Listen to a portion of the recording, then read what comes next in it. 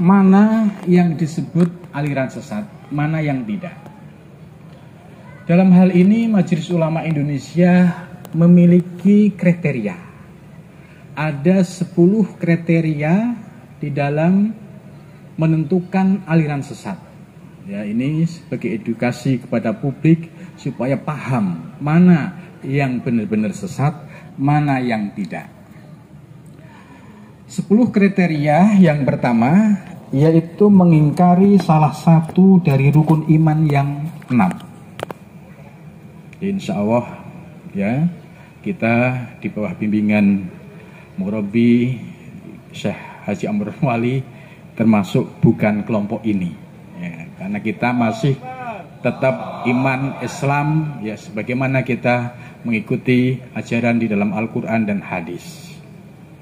Yang kedua, meyakini dan atau mengikuti akidah yang tidak sesuai dengan Al-Quran dan Sunnah.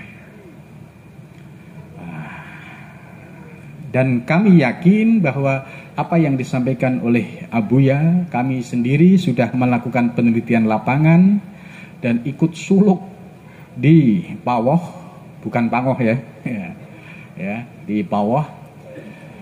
Kami melihat secara langsung bagaimana Abuya Amron Wali Al-Khalidi membina dengan sungguh-sungguh para salikin, para ahli torikin dari berbagai kalangan, mulai dari kalangan petani, kalangan nelayan, pejabat, intelektual, ulama, semua ada.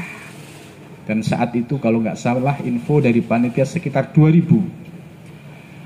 Dan kami menyaksikan ya semua berdasarkan dengan aturan yang ada di dalam agama Islam. Bahkan kami takjub ya dengan beliau bagaimana sholat tarawih dari habis Isya sampai jam 12 malam. Sementara kalau saya di Jakarta ngimamin itu jam 8 sudah selesai. 23 rakaat pakai VIP kelas. Tapi alhamdulillah saya bisa mengikuti karena saya malu, saya masih muda. Abuya sudah begitu sepuh tapi dengan semangatnya ya sholat rawatib semua tertib, bahkan sholat qadha. Ya, sholat qadha ini penting sebagai seorang mursyid yang bertanggung di hadapan Allah.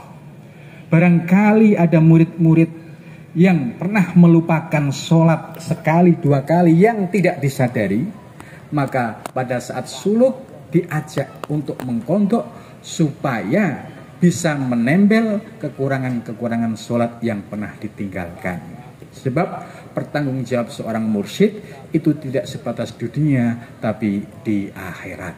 Ya, jadi poin yang kedua ini tidak masuk. Kemudian yang ketiga, meyakini turunnya wahyu setelah Al-Quran. Ini juga tidak ada. Yang keempat, mengingkari otentitas dan atau kebenaran isi Al-Quran. Ini juga tidak ada. Melakukan penafsiran Al-Quran yang tidak berdasarkan kaidah-kaidah tafsir. Ini juga tidak ada. Mengingkari kedudukan hadis Nabi sebagai mengingkari kedudukan Nabi sebagai sumber ajaran Islam juga tidak ada. Menghina, melecehkan atau merendahkan para nabi dan rasul tidak ada. Mengingkari Nabi Muhammad sebagai nabi dan rasul terakhir tidak ada. Mengubah, menambah dan atau mengurangi pokok-pokok ibadah yang telah ditetapkan oleh syariah seperti haji tidak ke Baitullah, sholat wajib tidak 5 waktu, ini juga tidak ada. Mengkafirkan sesama muslim tanpa dalil syar'i seperti mengkafirkan muslim hanya karena bukan kelompoknya, itu juga tidak ada.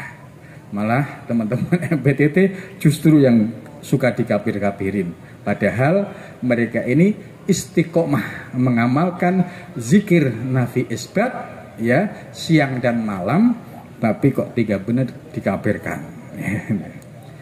Ya, jadi jelas dari 10 kriteria ini ya tidak masuk kriteria.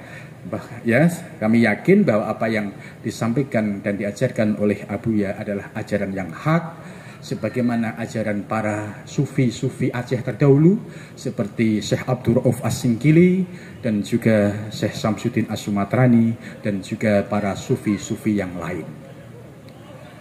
Maka harapan kami mudah-mudahan di malam ini bumi Aceh mendapatkan siraman rahmat dari Allah Subhanahu wa taala ya.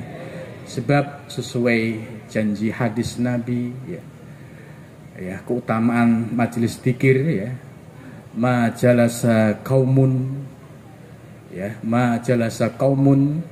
majlisan yadkuruna Allah illa khaffathul malaikah wa ghasyiyatuhumur rahmah.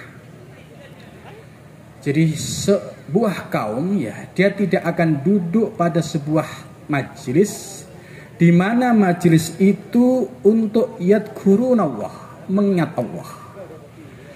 Ratib Syaribi termasuk mengingat Allah bukan?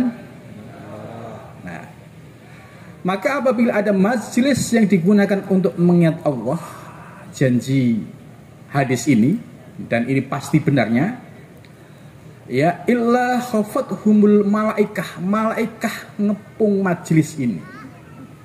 Maka bisa disaksikan tadi hujan yang sangat rintik-rintik ya, begitu suasana malam indah. Ini membuktikan bahwa malaikat benar-benar telah membersamai orang-orang yang ada di majelis dzikir ini.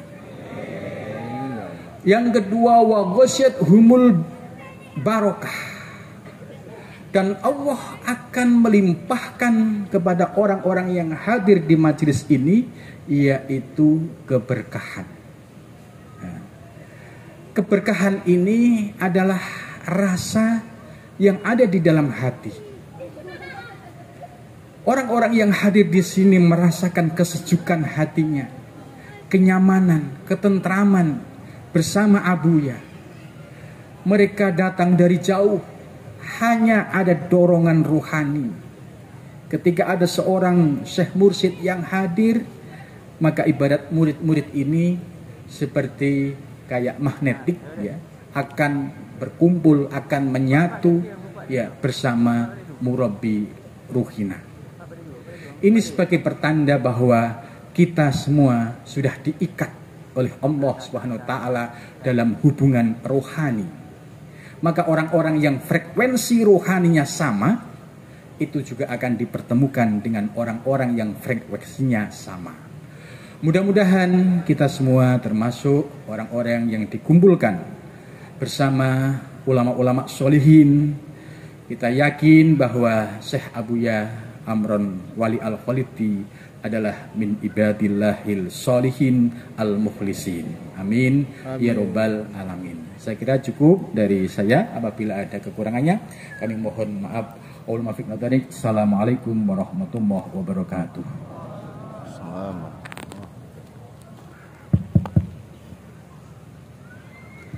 Nah, terima kasih kita ucapkan kepada Pak Kiai, sudah banyak arahan atau nasihat yang diberikan, mudah-mudahan sangat bermanfaat bagi majelis kita ini.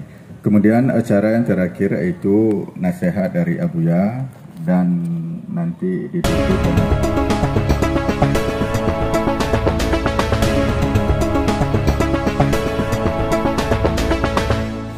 Ya Allahu lam pandangan tubuh janjungan cermin Rabbi, besok sangka dengan waham wujud Tuhan na tajalli. Oh tajalli wujud Tuhan, dia memandang si nurani, arif billah syuhud pandang, misa mebayang tengah hari. Ya Allahu lam pandangan tubuh janjungan syurmen Rabbi, besok sangka dengan waham wujud Tuhan tajalli. Oh tajalli wujud Tuhan, dia memandang si nurani, arif billah syuhud pandang, misa berbayang tengah hari.